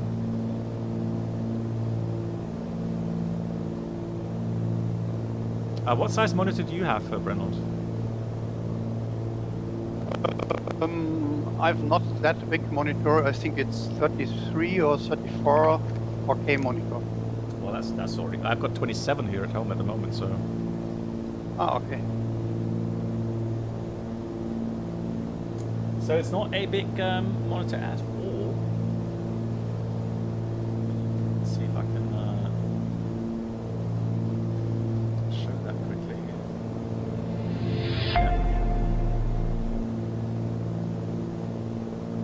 A little bit bigger would be nicer, I think. Yeah, so that's the monitor I have right now. To the right is the monitor where I have all the OBS running, etc., etc. You only have 2 monitors or 3? I have less monitors than Arthur, okay? But that's not difficult to achieve. I think he's got I don't know how many other people. 5 or 6 or something. I was in What? he's posted a picture of his desk, and I was like, no way, that can't be your desk. So yeah, it is. I think it has 5 or 6 monitors. So Crazy. yeah, so I've got 4 at the moment. But really, I only need 3 of them. The 4th one is just at the side. So three is what I have. So one of them has a chat, and Twitch, YouTube channels open, and yeah, the other one has OBS, SimToolkit Pro if that's open, and then Streamlabs announcements, etc. So, Alex, which one? The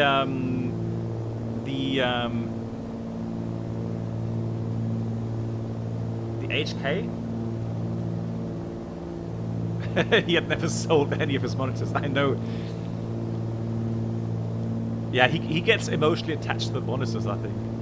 So he's unable to sell So them. airport inside. Oh wow, yeah. Hang on. So let's see. Yeah, the 27-inch monitor. Yeah, it's HK something.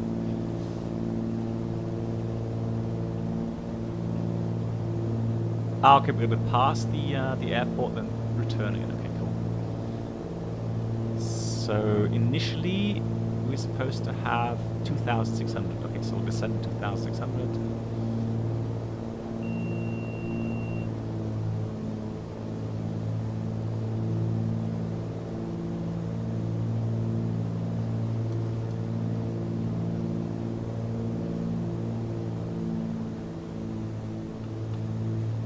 It's a good monitor that I have, but the one I'm streaming on right now is 2K. So to the right, I have an old 4K. I've had that for like 5 years now, 6 years.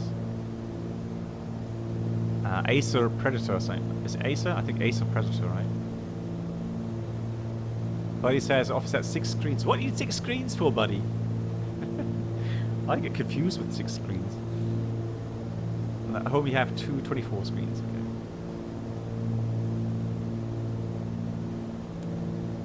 Maybe this is the control room of a big factory or so. Yeah, could be. So Oyster says he started with a 27-inch monitor, and it makes a huge difference with a larger monitor. Yeah, I'm really curious to find out. I've heard Megas, you know, so excited about that OLED monitor. I think he's got 65-inch as well, and I just can't imagine 65-inch is like. I mean, you would have to sit like 2 meters away from that, right? My TV is even not so big like that. Yeah, that's true. I think in the living room, the one we have is 55 as well. So,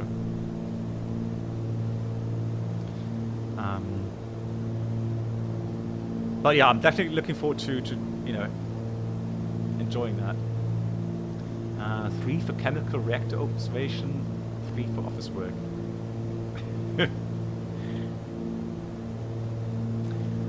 Is the Garmin 530 any good? I don't know. I'm using the 750. I've not really got much to say about the 530.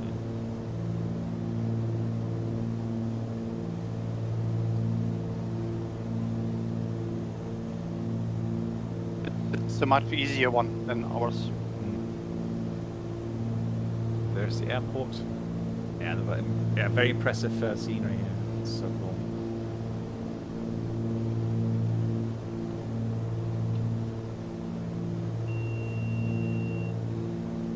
So 2,600.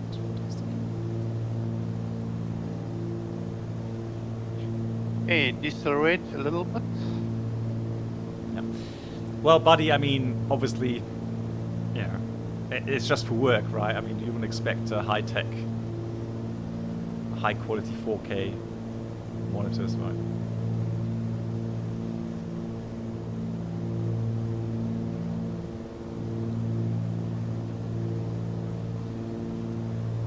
But I mean, buddy, I'm not sure if you were here in the last stream when I showed the old pictures I took. Just see, where was that? Oh, where did I save that?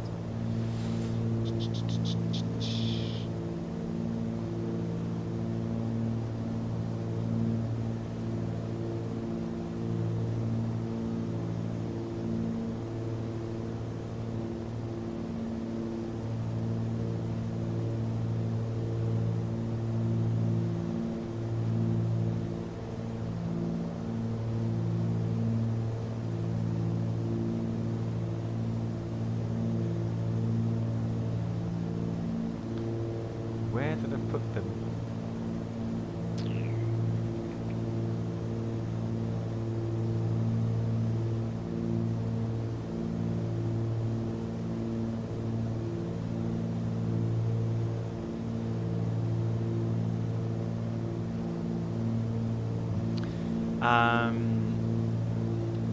No, I'm not building specifically an A320 home cockpit. No, that would be too boring.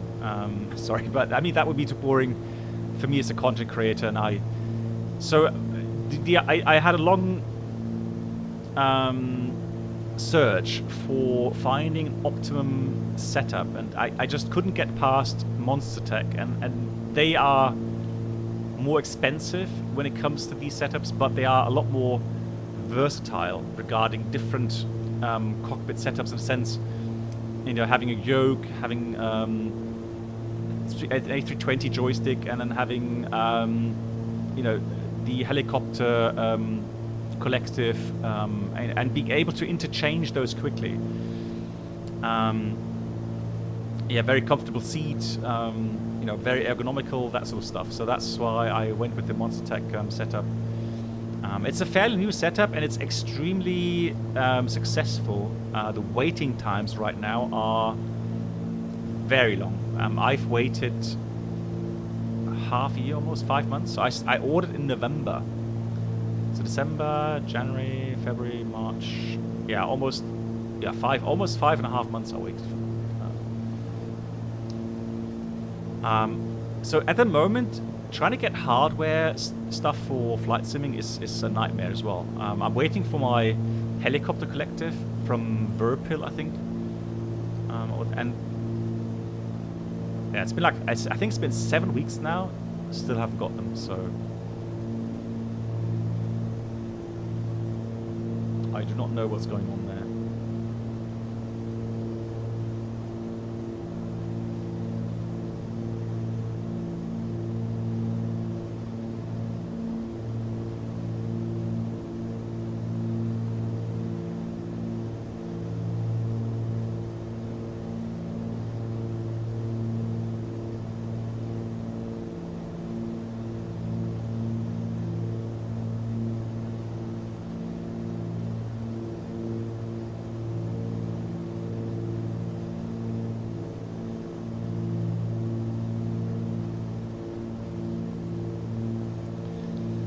So returning. So, turning base now? Yeah.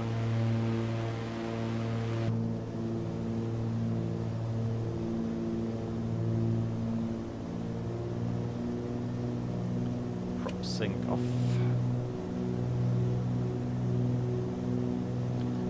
So we'll stay at 2.6 until off backs, then we descend 1500.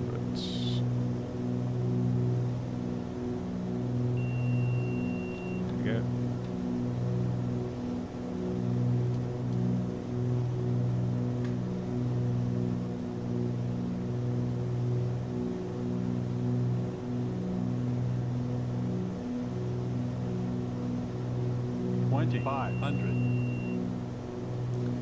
So inbound track is going to be 142.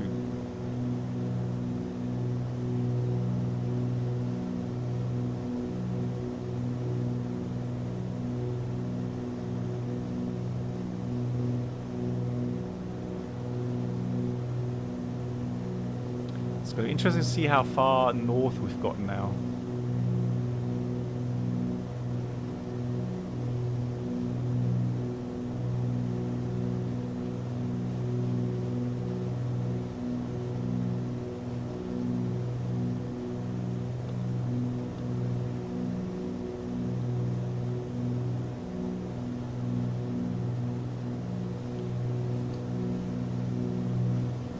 Wow, this approach takes you a long way out, interestingly enough.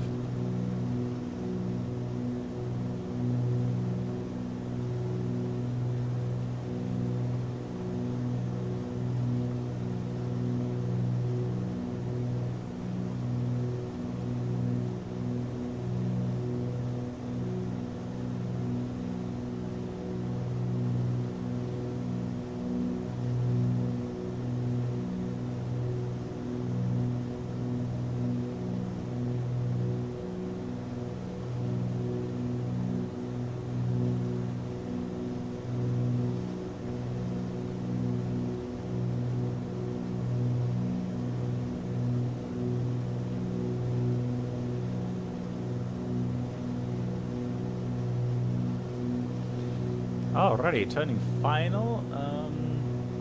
So the send point is Ottrå. Okay, Ottrå. There we go. Out of 1500. Cool.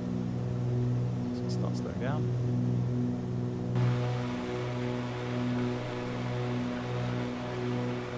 Black box, can you hear me? Yep, loud and clear. Okay. Cool. Lag. Haven't you hit my question No. a minute before? No. Okay. Some problems with Discord maybe. My question was, in the approach chart is written a loss of EGNOS can be occur in the approach. Do you know why this can happen and what was EGNOS again? So EGNOS is the GPS service here in Europe. So you have WAAS in the US, for example. So it's a European GPS satellite system, and it has some... I have again some problems here. Okay. Can you hear me now? Yeah, I can hear, but very barely. It's a little bit cut off.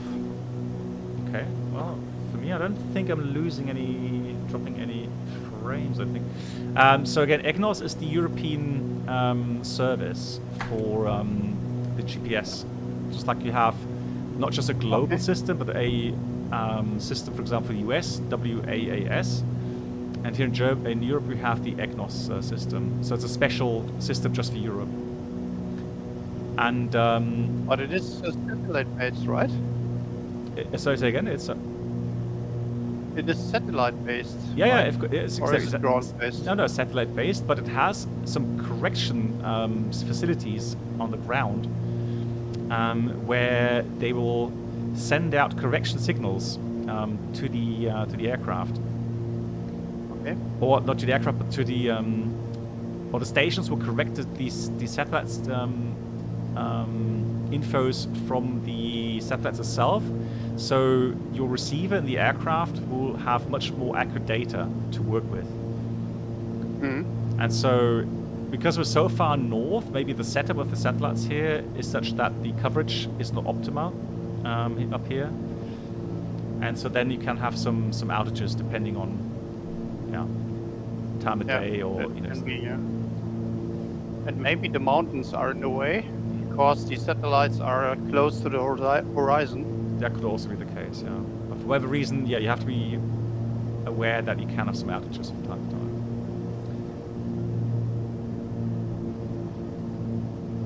Yeah, me, Chris, thanks for the info. So, and yeah, there we go. So Approach here. Very nice. So pretty much what I was saying as well. So gears down, flaps are full, props full forward, landing flights. And your temp proof. 1,000 checked, stable.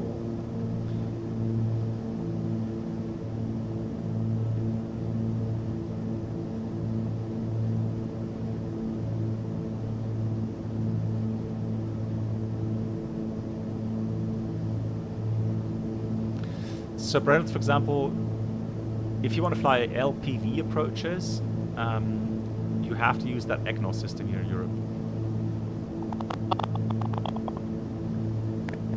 So you have to be able to receive these infos and process them in the aircraft, and then you can fly. So if the aircraft then is certified for the LPV approaches, you can use that LPV minimum as well. And that's why there is the EGNOS channel published. Yeah, because normally what would happen is, at least I know in some of the Airbuses, or was it, well, at least those aircraft that can receive them, instead of that kind of ILS frequency identifier, you get that EGNOS identifier.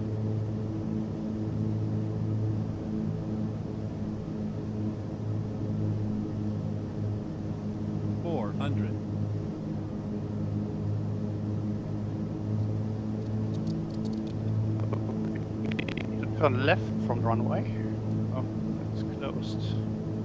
It's 300. It's kind of strange, Brenold. I remember the flying with Aviator, the shared flight. The same thing happened towards the end of the stream. 200. His sound was breaking up, just like yours is doing now. I'm not sure if that's on my side or what's happening there. Yeah, 100. I can't say. Maybe it's on my side. I don't know. 50. 40. 30. Can hear your belly sometimes. 20. Cutting out a lot. 10.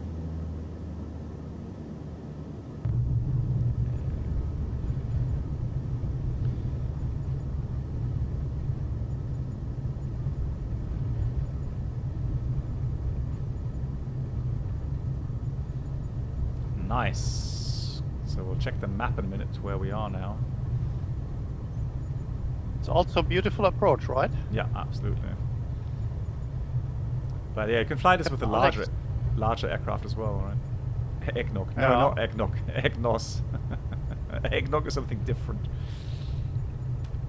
I think you can land here with the Airbus. Yeah, It is 3,000 meter runway. yeah, absolutely. No problem whatsoever. Yeah.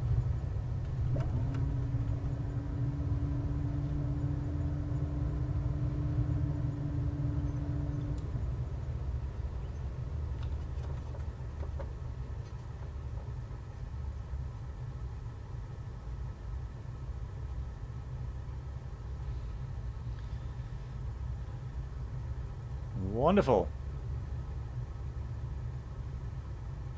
So taxi back to the apron.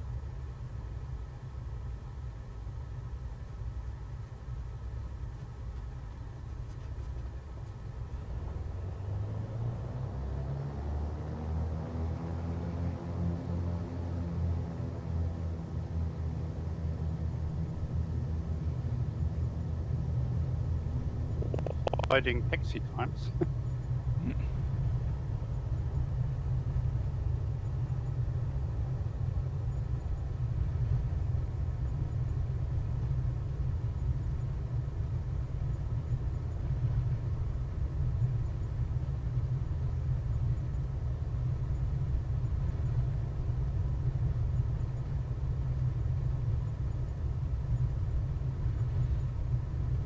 Good.